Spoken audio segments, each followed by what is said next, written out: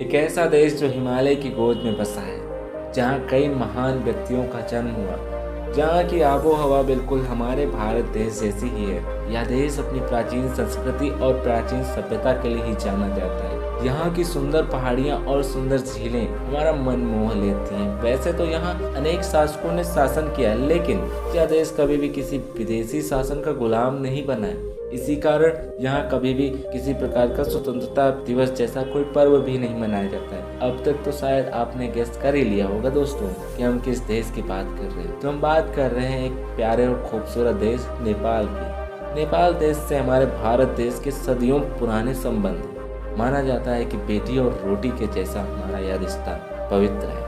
यहाँ हमें जाने के लिए किसी तरह के पासपोर्ट या वीजा की कोई ज़रूरत नहीं पड़ती है। बस आपको एक सिंपल सा आधार कार्ड डाल लेना पड़ेगा। नेपाल की राजधानी काठमांडू शहर है और यह शहर यहाँ का सबसे बड़ा शहर है। नेपाल की आधी से ज़्यादा जनसंख्या काठमांडू में ही निवास करती है। नेपाल का मुख्य भोजन दाल और भात है। यहाँ आपको दाल और भात के बाद सबसे ज़्यादा मोमो देखने को मिलेगा। खाने पीने की चीज़ों में हर गली नुक्कड़ में आपको इसकी दुकानें मिल जाएंगी। नेपाल में लगभग 90% से भी कम लोगों ने शराब का सेवन किया है। आज नेपाल दुनिया में दूसरे नंबर पर है पानी इकट्ठा करने के मामले में। यहाँ पर ही भगवान शिव का प्रसिद्ध मंदिर पशुपतिनाथ स्थित। यहाँ लगभग हर साल लाखों लोग पशुपतिनाथ मंदिर के दर्शन करने के लिए जाया करते। नेपाल में आपको लगभग 90% से ज्यादा अरेंज मैरिज ही देखने को मिलेगी। पूरी दुनिया में हिम मानव देखने के किस्से अगर आज कहीं भी सुनने को मिलते हैं तो वह देश है नेपाल। अगर हम बात करें हवाई अड्डों की तो नेपाल में 47 हवाई अड्डे हैं। राष्ट्रीय ध्वज नेपाल का विश्व के सभी देशों के राष्ट्रीय ध्वज से बिल्कुल अलग है। यह 2 त्रिभुजाकार है।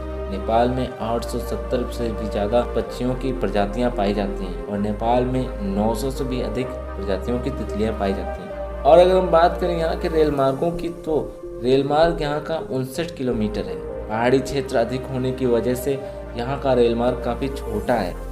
अगर हम बात करें यहाँ के लोगों की आय का मुख्य स्रोत क्या है तो यहाँ के लोगों की आय का मुख्य स्रोत पर्यटन है। नेपाल के लोग दिन में लगभग 120 से 125 रुपये ही कमा पाते हैं। नेपाल की सरकार टूरिस्ट से आने वाली आधी से भी ज्यादा कमाई को वन्य जीवों वाली जगहों पर रहने वाले लोगों में दान कर देती है। माता सीता की जन्मस्थली मिथिला, यहीं पर माता सीता की जन्मस्थली मिथिला स्थित है। मिथिला में माता सीता का एक भव्य मंदिर भी बना है और भगवान बुद्ध की जन्मस्थली लुम्बिनी भी यहीं पर स्थित है। भले ही यह एक छोटा देश है लेकिन यहाँ 123 से भी ज्यादा भाषाएं बोली जाती हैं। नेपाल देश की पहचान माउंट एवरेस्ट है।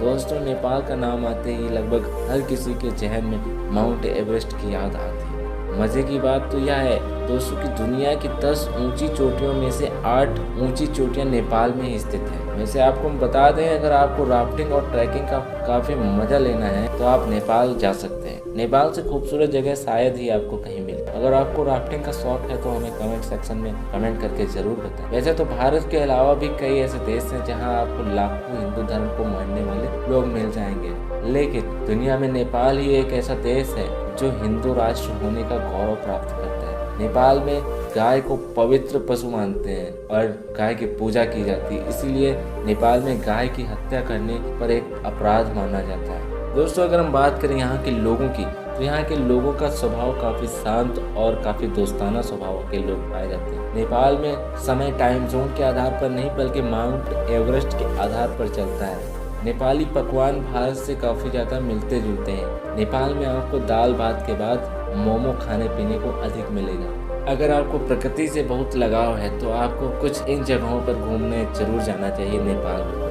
पोखरा, सुंदर झील और सुंदर वातावरण के लिए पोखरा को जाना जाता है। यहाँ आपको झीलों के किनारे अच्छा प्राकृतिक दृश्य देखने को मिलेगा, मानो कि यही सारी खूबसूरती बसती है। यह शहर 900 मीटर की ऊंचाई पर बसा हुआ है, जिससे आप पर्यटकों को हसीन वादियों को देखने का एक और अच्छा अनुभव प्राप्त होता है। नागरकोट, यह एक हिल स्टेशन है जो काठमांडू से 31 किलोमीटर दूरी पर स्थित है। यह लगभग 6500 ऊंचाई पर स्थित है। इस हिल स्टेशन की दिलचस्प बात यह है कि यहाँ से हिमालय की ऊंची चोटियों के साथ माउंट एवरेस्ट का भी सूर्योदय देखने को मिलता है। लुम्बिनी, नेपाल को भगवान बुद्ध की जन्मस्थली के रूप में जाना जाता है। यह बौद्ध धर्म का प्रमुख स्थल है। तो दोस्तों यह था हमारा प्यारा और खूबसूरत देश नेपाल। जहाँ की खूबसूरती को देखने के लिए शायद ही आपको ज़्यादा सोचने और ज़्यादा बजट की आवश्यकता पड़ेगी।